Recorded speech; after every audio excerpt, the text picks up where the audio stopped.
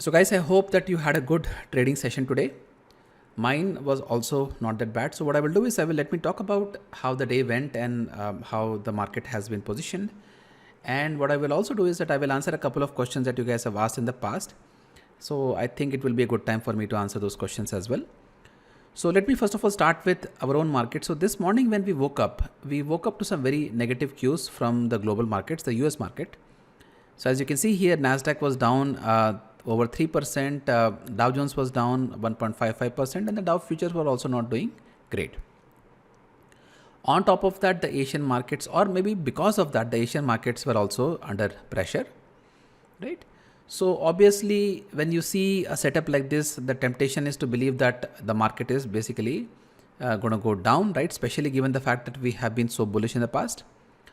So to surprise all our traders, Nifty did a complete 180-degree in the morning and just kept on making a move on the upside, right? Later in the day, of course, most of those gains were given out, and then in the second half became a little bit volatile. So just by looking at this picture, I'm sure you will get you will understand that trading Nifty was not really a cakewalk. However, if you compare this chart with that of Bank Nifty, we will see what we have been seeing for the past several weeks, that Bank Nifty has become easier to trade.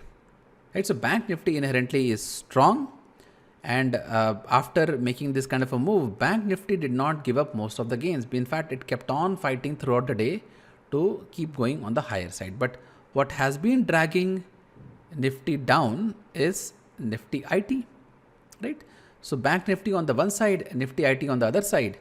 So if you traded Bank Nifty, if you created bullish positions throughout the day, you would not see a lot of trouble with those put options. But if you did the same with Nifty, courtesy to Nifty IT, your stop losses most likely got hit.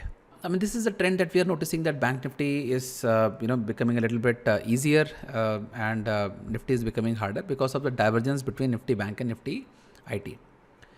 So that's the first thing. The second thing that I'm noticing is that in spite of these kind of very serious global cues, our market has not broken 18,000. And tomorrow, of course, will be important to see whether we still hold on to 18K. I mean, how long our resilience can continue. But if we do, and let's say the US market also bounces back a little bit, then that would make a case for the market to test all-time highs, right? So that is something I will definitely be keeping an eye on.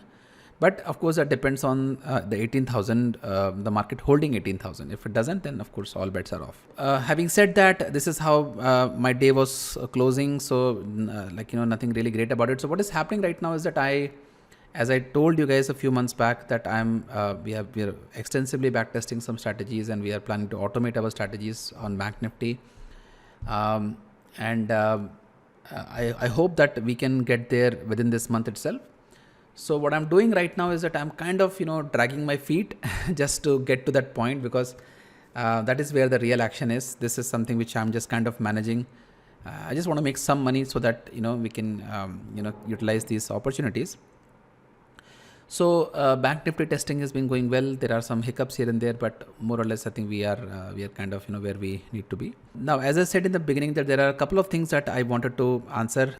One of the things that people say about expiry day is that if you have money, you can always be profitable. And I think that's a very dangerous misconception, because what you don't realize is that the thing is that if you believe that having more money will make you profitable on expiry days, then every rich person in the world should be a good expiry day trader, right? I mean, if it's just a matter of selling options and keeping a wider stop loss, then anybody should be able to do it. But that is not the case, right? So don't be under the impression that bigger capital always means bigger profits. In fact, you can take a much bigger loss than somebody with a relatively low capital, in my experience. So that's not really a great positive, having a bigger capital. Now, the second thing that I'm observing nowadays is there is this trend of blindly selling options at random times and hoping for making money on this expiry days. I don't think that is a great idea. And I would advise you guys to think about expiry day in a slightly different way. So one of the things that I did was to challenge myself that why is it that most of the time in the mornings I'm sitting on a loss, whereas in the second half because of time decay I'm making money, right? So I challenged myself that okay, why is that I have to see losses in the morning? Why can't I just see profits on the beginning itself, right? So is there a way to do it?